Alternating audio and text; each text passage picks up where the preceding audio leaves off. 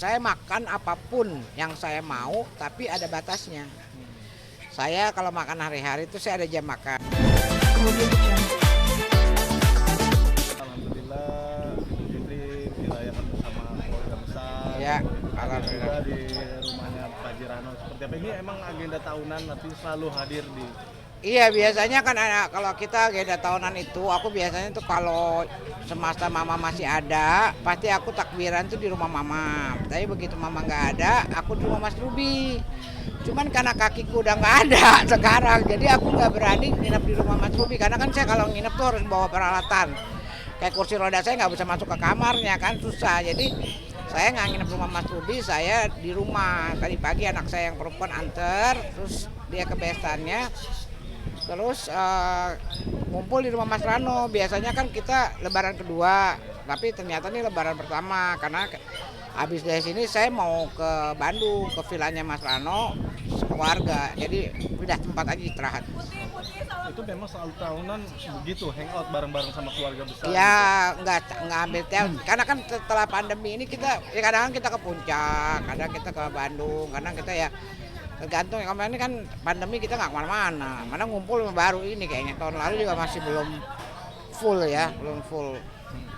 Gimana sih Mbak Suti melihat kekompakan, solidaritas apa ya, kekeluargaan yang sangat erat yang dibina sama Pak Jirano dan keluarga gitu. Iya. Erat banget gitu. Alhamdulillah karena memang ini permintaan dari ibu saya ya, ayah saya mengatakan bahwa silaturahmi keluarga itu nggak boleh ditinggalin. Kita dalam keluarga itu pasti ada yang lebih, ada yang kurang. Kita nggak boleh saling iri, ya kan?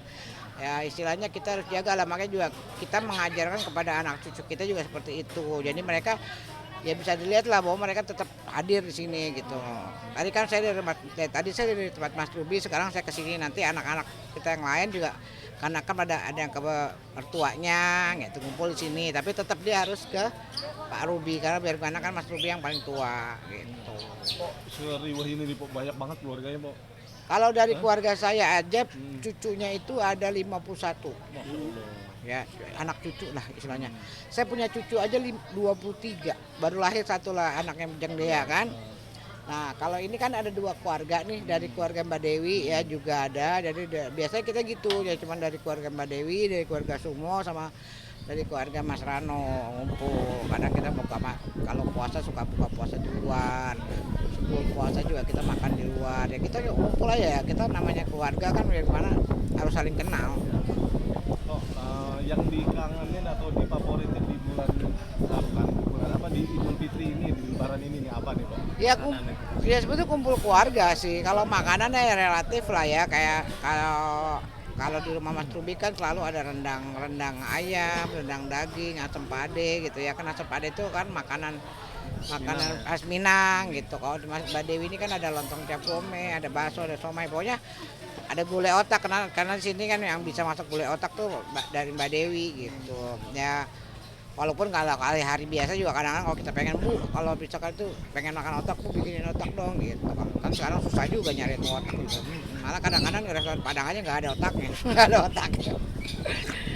Iya. Oke, tadi gimana, Pak? Artinya Mpok sendiri ya dengan hatinya saat terakhir kemarin di amputasi kakinya gitu, untuk makan kayak gini kan pasti kan mama, Pak, artinya banyak kandungan apa itu Kalau direm nggak tuh? enggak, sebetulnya gini loh, kalau saya pribadi ya, bukannya saya menganjurkan, kalau saya pribadi tidak mau terlalu diet. Saya makan apapun yang saya mau, tapi ada batasnya. Saya kalau makan hari-hari itu saya ada jam makan, tapi kalau ada acara-acara spesial gini ya nggak apa-apa lah, kayak orang diet aja bebas lah kalau ada Sabtu Minggu ya kan, gitu. Jadi ya, tapi kalau hari-hari saya udah tapi ya sebebas-bebasnya saya nggak bisa makan banyak, kayaknya tetap aja dengan porsinya saya. Tapi saya nggak pernah santan nggak boleh, ini nggak boleh, nggak hajar. Bismillah lah obat gitu. Artinya mungkin nggak mau dibawa stres juga. Oh kalau iya, dibawa pesan juga karena ya. kan kalau kita suka atau kita nikmati itu jadi obat buat kita. Kalau kita makan udah takut, aduh ntar kolesterol gue naik bener tuh. Gitu. Walaupun misalkan habis makan yang begitu ya kepala kita agak pening dikit ya kasih aja minyak angin gitu. Ya udah tahu lah gitu. Oke, tapi saat ini kondisi positif sendiri gimana sih Bu pasca kemarin, artinya alhamdulillah? Kalau fisik alhamdulillah fisik saya oke. Cuman sekarang ini yang menjadi kendala saya udah punya kaki palsu ya kan, itu kan harus belajar lagi jalan. Sekarang kendalanya bahu saya.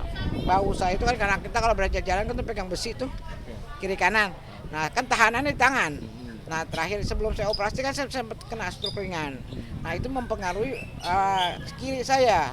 Jadi istilahnya saya bukan kena motoriknya, kena sensoriknya. Karena saya belajar jalan itu makanya ketahan kan.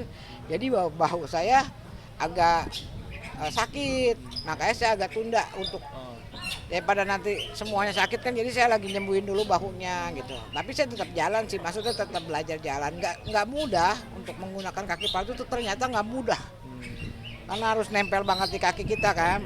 Jadi untuk sementara saya belajar untuk gerak-gerakin kaki aja. Kita kadang-kadang yang lucunya nih ya, kita ngerasa sakit tapak kaki kita udah nggak ada tapaknya, tapi sakit. Nah, makanya kita nyari-nyari di mana ada tapak, sakitnya di situ gitu. Ya tanya ke dokter emang kayak gitu. Jadi memang masih ada ibaratnya masih ada otot-otot yang sisa kan. Makanya kita harus rangsang lah supaya mereka tuh nggak sakit lagi. Cara kita tepok-tepok lukanya kan, kita tepok-tepok, harus kita gerak-gerakin seperti kita masih punya tapak kaki. Tapi ya so far sih oke lah. Udah berapa lama Pok menjalankan belajar latihan kaki palsu? Dari Februari sebetulnya Mas, cuman saya ini lagi berhenti karena saya takut bahu saya lebih parah. Kemarin saya udah ronsen, nggak apa-apa sih kalau sendinya, tapi takutnya ototnya. Nanti saya baru tanggal 4 Mei baru dapat dokternya Mas. Karena dokter bahu saya itu lumayan rame, susah dapat dia punya jadwal. Pok maaf Pok, ini berarti pertama kali di Lebaran yang ini Empok tanpa Iya. ini ya. Iya. Itu gimana Pok? Artinya udah bisa melewati menjalani semua ini kok. Saya mah nyantai aja, dalam arti kata gini loh, hidup ini kan harus kita jalanin aja ya kan. Dalam arti kata saya udah dikasih kesenangan sama Allah sekian lama. Ini juga kesenangan buat saya, nikmatin aja. Gimana caranya saya ibaratnya ngesot lah jalan, kayak tadi kan susah masuk kursi roda ke kamar. Enggak, aku bisa kok, aku turun dulu, ngesot di jalan, naik tempat tidur, gitu. Pegangan gitu, dipegangin gitu. Malah saya kadang-kadang naik mobil saya nggak mau dipegangin, karena saya udah biasa sendiri, udah bisa sendiri gitu loh. Jadi ya saya mah nikmatin aja, nggak ada yang ngerasa gimana ya mungkin. Tapi mungkin sekarang saya udah nggak. Kalau dulu kan nggak bisa dibilang waktu kosong, biar kita ada yang telepon langsung jalan. Kalau sekarang nggak bisa, kalau ada yang mau ngajak jalan, ntar dulu gue cari yang nyupirin dulu, ntar dulu gue cari yang dorongin dulu gitu. Soalnya kan nggak bisa sendiri ya kan. Kadang di kakak saya nemenin gitu, kadang ya pakai supir cabutan gitu, kadang temen yang nemenin kalau ada undangan gitu ya. Cuman ya nikmatin aja, makanya kalau teman-teman ngundang bisa nggak pakai kursi roda gitu, soalnya gue udah nggak bisa jalan sendiri. Ya, gue boleh nggak buat temen, karena gue nggak bisa jalan sendiri dong, istilahnya kan harus ada yang dorongin gitu. Artinya udah terbiasa Pok. Ya aku sih berusaha nikmatin aja, segala sesuatu kan udah direncanakan sama Allah, ya nikmatin aja lah. Dulu kan udah nikmat banget ya kan, udah kemana-mana tahu gue. Sekarang ya nikmatin Allah kasih gini ya, itu yang terbaik mungkin buat saya. Oke. Makna Idul Fitri nih kali ini buat Pok. Ya dalam arti kata mungkin setiap tahun sama ya. Tadi paling tiga mungkin ya sebetulnya ada sebuah sesal yang dimana saya udah tidak boleh lagi puasa karena penyakit saya. Karena terakhir juga sebelum puasa saya konsultasi sama dokter, tadi dokter bilang jangan puasa Sud, karena ketika pankreas kamu bekerja nggak ada makanan, malah gula kamu naik gitu. Sebentar dulu. Ya Bi. Oh ada orang. Ini wawancara. Siapa ya Pok? Tahu saya SCTI. Oh ada bos. Ada bosnya. Oh tapi dia tetap ngambil ini. Di TV. Nanti di TV-nya Bos di tahun ini seperti itu. Ya paling tidak saya masih bersyukur bahwa saya masih bisa berkumpul sama anak-anak, kakak-kakak, adik, kayak gitu, keluarga besar kami gitu ya. Bersyukur mudah-mudahan kita masih diberikan umur panjang, bisa kembali berkumpul untuk lebaran-lebaran berikutnya, dan kita masih tetap bisa jaga silaturahmi ya kan, mempertebal iman kita lagi, dikasih kesempatan untuk panjang hidup supaya bisa lebih baik, itu aja. Tadi pertama datang disuruh makan dulu pasti.